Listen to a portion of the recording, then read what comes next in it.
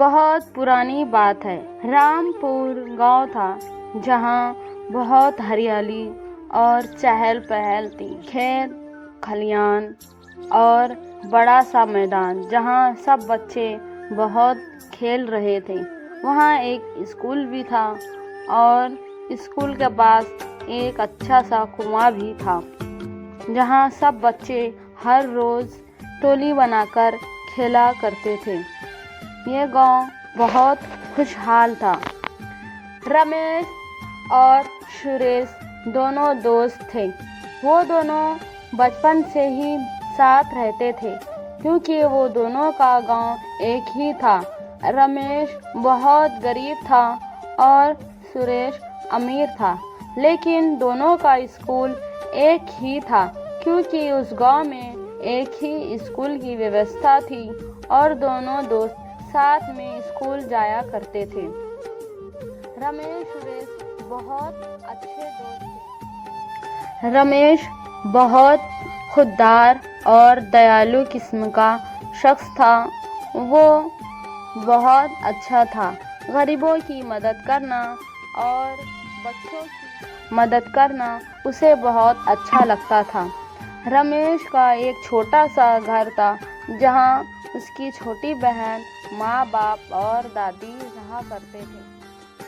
और सुरेश वो भी बहुत अच्छा था। उसके माँ बाप थोड़े घमंडी किस्म के थे। सुरेश एकलौता था और उसके माँ बाप उसे कहते थे कि बेटा सुरेश, रमेश से दूर रहा करो क्योंकि वो बहुत गरीब है और गरीबों से दोस्ती नहीं किया करते क्योंकि हम अमीर हैं और इज़्ज़तदार हैं। लोग हमें क्या कहेंगे। सुरेश ने कहा, माँ, वो मेरा बहुत अच्छा दोस्त है और वो पढ़ाई में बहुत अच्छा है और मेरी मदद भी करता है। सुरेश के बाबूजी एक सरकारी मुलाजिम थे और वो एक सरकारी स्कूल में प्रिंसिपल थे। वहीं कार्टून से नहीं, रमेश का हम खुद एडिट करके बनाए हैं और आपको ग्रीन स्क्रीन वीडियो बना के दे रहे हैं। स्कूल से वापस आ रहे थे, लेकिन सुरेश बहुत उदास था। रमेश ने पूछा, क्या हुआ, तुम इतने उदास?